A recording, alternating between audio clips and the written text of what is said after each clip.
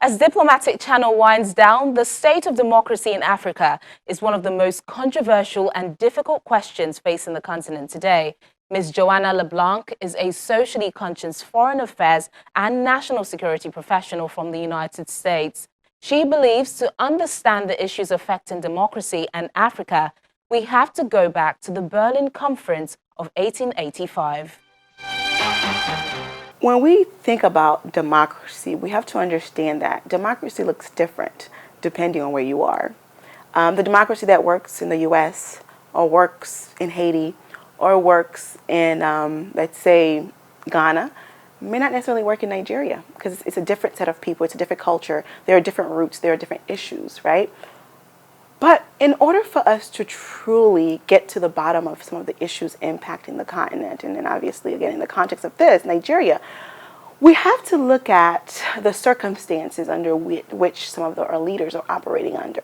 And to do that, we have to go back to the Berlin Conference, 1885, when all of the Europeans, Italy, Britain, France, and other countries got together and essentially split the continent and said, I'll get this part, you get that part. And then ultimately, African countries gained their independence in the 50s, 60s, right, with South Sudan being the youngest country in the world. So you have to go back to that. You cannot talk about the existing issues in Nigeria without understanding how young Nigeria really is in comparison to other countries. Let's compare Nigeria's independence with Haiti's independence, right? And we do struggle from similar political traumas, I will say. Haiti gained its independence in 1804, the first black independent country in the world. Nigeria, and I believe in the 60s, late 50s, 1960, there you go. So we have to go to that. There are challenges, right? There's no denying that. There are challenges. But it takes time to have a perfect system. And I don't think a perfect system actually exists. You look at the United States, we have our own challenges. We have yet to elect a woman as president. And there are countries in Africa that have done that, Liberia, for example, right? Yes, obviously the challenges exist. And what I do think is that is necessary is to have more stronger institutions in place, like the judiciary, the parliament. All of those institutions have to be completely independent. And we understand that corruption is a major issue in Nigeria and many other nations all over the world. And I think corruption exists everywhere, even in the United States. But when you have a population where there's so much poverty, and the corruption only makes it worse, right? And we know Nigeria has the resources. Nigeria is the 6th largest oil producer in the world. So I think some of our challenges could be solved if only we have stronger institutions and we have a better checks and balance system in place. Do you think the oil is a blessing or a curse? That's a very good question. I think it's certainly a blessing. I wouldn't necessarily call it a curse. And I think if you're going to call it a curse, it's probably because of when you look at the country's development in comparison to what's possible because of the resources, you can say it's a curse. But I think that if you have the right leaders in place to manage the oil properly, it could mean huge development for Nigeria and even the region.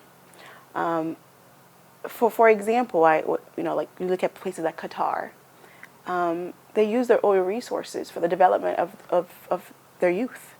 Most youth in Qatar have access to quality education because the government there has utilized the oil to ensure that its people can be prosperous, can pursue life, liberty, and happiness.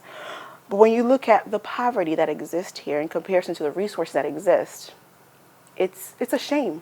It shouldn't be this way because we have more than enough resources. And this is not just for Nigeria, this is for the entire continent. I always say this, Africa is too rich to be this poor. People should have access to at least their most basic necessities when you think about the amount of resources that exist on this continent. In fact, the former African Union ambassador to the United States, Her Excellency Johanna Chambro Quayle, one of the things that she wanted to fight for, that she fought for, and that she's continuously fighting for, is the whole notion of one Africa, one currency. Because I think for Africa as a continent to prosper, to be her best self, individual countries going to conferences and going to the table and negotiating and such is not the best. When you think about a country like Mozambique going to the Africa and Russia summit that happened recently, how can a country like Mozambique compete and engage in trade conversations with Russia? You are bound to get crushed. You are bound to get taken advantage of as a smaller state. But that's Think about Malawi. But that's the same way Mozambique would go into trade relations with the U.S. or with the UK or with the European Union. It's the same thing. It's the same thing. No, I agree. I think that whether you look at Russia and the continent or you look at the United States and the continent, I think that in order for the countries in Africa to get the best absolute opportunities in terms of immigration, investments, and any other area, I think one Africa is needed instead of one member state going on its own. There is power in unity, and that's my approach to that. And this is where we end the program today. Thank you so much for joining us. Remember, you can catch up on all our episodes on youtube.com/channelsweb. I'm Teniola Shoboale. Bye for now.